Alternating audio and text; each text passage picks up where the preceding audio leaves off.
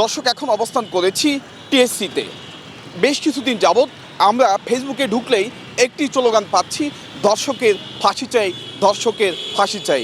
হ্যাঁ, যারা ধর্ষণ করেছে আমরা তাদের পক্ষে নই, আমরা তাদের বিপক্ষে, দর্শকের ফাঁসি হোক। তবে যারা থানায় মিথ্যা মামলা করছে দোষিতা না হয়ে, তাদের কি হওয়া উচিত, এই বিষয়ে একটি বিজ্ঞ অ্যাডভোকেটের সাথে আমরা কথা বলবো। আমার নাম অ্যাডভোকেট এবিএম মহসেন বিশ্বাস।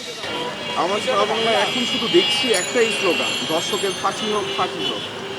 কিছু মেয়ে মানুষ আছে যারা দোষিতা না হয়ে থানায় অথবা কোর্টে মিথ্যা মামলা সাজিয়ে পুরুষ হয়রানি করছে। এই বিষয়ে আপনার কি মতামত, ওই মেয়ের কি হওয়া উচিত? প্রথমত এই ধরনের যাদের নৈতিক অবক্ষয়, চারিত্রিক অবনতি, তাদের বিরুদ্ধে সামাজিক প্রতিরোধ গড়ে ওঠা হোক এবং পারিবারিকভাবে তাদেরকে যাতে একটা সুন্দর শৃঙ্খলার ভিতরে ফিরিয়ে আনা যায়। এরপরে যারা সাধারণভাবে কোনো ছেলেকে মিথ্যা হয়রানি করার জন্য, কোনো পরিবারকে কোনো সামাজিকভাবে হয়রানি করার জন্য, হেনস্থা করার জন্য যারা এ ধরনের মিথ্যা আশ্রয় নেয়, আইনের আশ্রয় নেয় সাজানোভাবে, এদের বিষয়ে যে সমস্ত নারীরা, যে সমস্ত মেয়েরা মিথ্যা অভিযোগ দেয় তাদেরকে মেডিকেল সার্টিফিকেট করার জন্য মেডিকেল রিপোর্ট অতি সত্বর দিয়ে তাদের বিষয়ে যদি মিথ্যা অপবাদ দেওয়া হয়, মিথ্যা অজুহাত দেওয়া হয়, মিথ্যা এজাহার করা হয়, মিথ্যা মামলা করা হয়, থানায় অভিযোগ দেওয়া হয়, সেগুলো তদন্ত করে যেগুলো মিথ্যা প্রমাণিত হবে সেই মিথ্যা অভিযোগকারীকে মিথ্যা অভিযোগ দায়েরের জন্য আইনের আওতায় এনে তার শাস্তি ব্যবস্থা করা হবে, তার শাস্তি ব্যবস্থা করা হোক। এটা মিথ্যা অপবাদ 107 ধারায় দেওয়া যায়, যে মিথ্যা ফৌজদারি কার্যবিধি 107 ধারায়, যে মিথ্যা বা 109 ধারা আছে, 111 ধারা আছে। যেই শাস্তির জন্য মিথ্যা অভিযোগ দায়ের করবে সেই ধারায় যেই শাস্তি বর্ণিত আছে, মিথ্যা অভিযোগকারীর প্রতি সেই ধারার ওই শাস্তি অ্যাপ্লাই হবে। ডিএনএ মিল না পড়লেই সে মিথ্যা অভিযোগকারী। এই মিথ্যা অপবাদের কারণে, মিথ্যা এজাহার দায়েরের কারণে এইটা যদি ধর্ষিত হইতো তাহলে সেই শাস্তি হইতো, মিথ্যা অভিযোগ দায়েরকারীর বিরুদ্ধেও সেই শাস্তি প্রয়োগ হবে। ফাঁসি চাই। আর যারা থানায় মিথ্যা মামলা করছে, ধর্ষণ মামলা সাজিয়ে, তাদের কি হওয়া উচিত, এই বিষয়ে একটু জানতে চাই। আসলে বিষয়টা হচ্ছে দুই রকম। এক হচ্ছে যে ধর্ষিতা যে হচ্ছে তার মূল যেই বিচার তো অবশ্যই পাওয়া উচিত, যে একজন ধর্ষিতা ব্যক্তির যে বিচার বাংলাদেশে অবশ্যই হওয়া উচিত। কিন্তু বিচারের নামে কিংবা দেখা গেছে যে কাউকে একটা ধর্ষণ হয়েছে, কিন্তু ধর্ষণ না হওয়ার পরেও দেখা গেছে যে অনেক সময় অনেক জায়গায় দেখা যায় মিথ্যা মামলা দেওয়া হয়, অনেক পুরুষকে হয়রানি করা হয়। এই বিষয়েও সজাগ থাকা উচিত দেশের জনগণের কিংবা দেখা গেছে আইন শৃঙ্খলা বাহিনীর।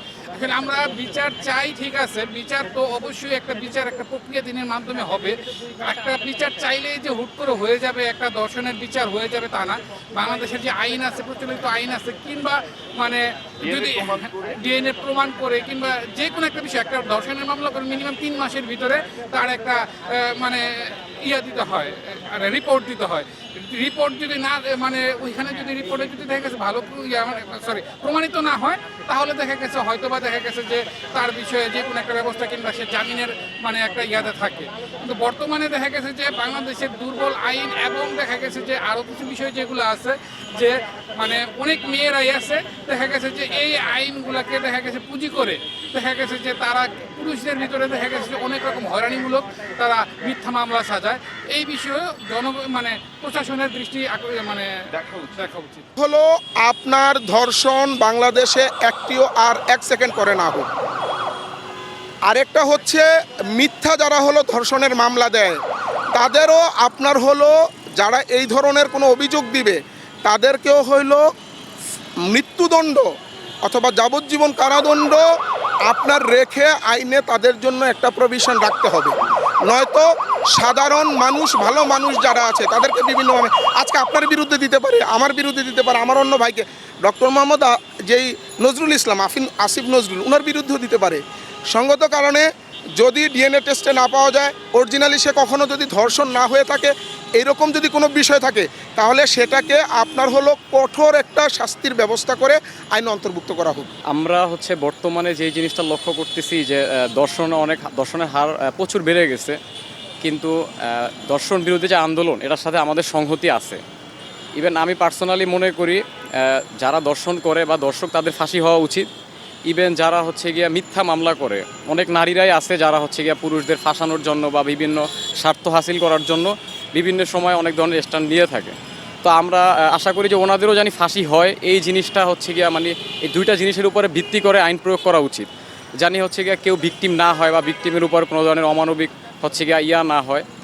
আর সেকেন্ড কথা হচ্ছে আমি দেখতেছি যে এই জায়গায় আমাদের যেই আন্দোলন হচ্ছে বর্তমানে দর্শন বিরোধী, এই জায়গায় একটা মহল হচ্ছে গিয়া সুযোগ নেওয়ার চেষ্টা করতেছে, যারা হচ্ছে আপনার ইসলামকে কটূক্তি করার চেষ্টা করে, ইভেন হচ্ছে আপনার হুজুরদেরকে নিয়েও কটূক্তি করে।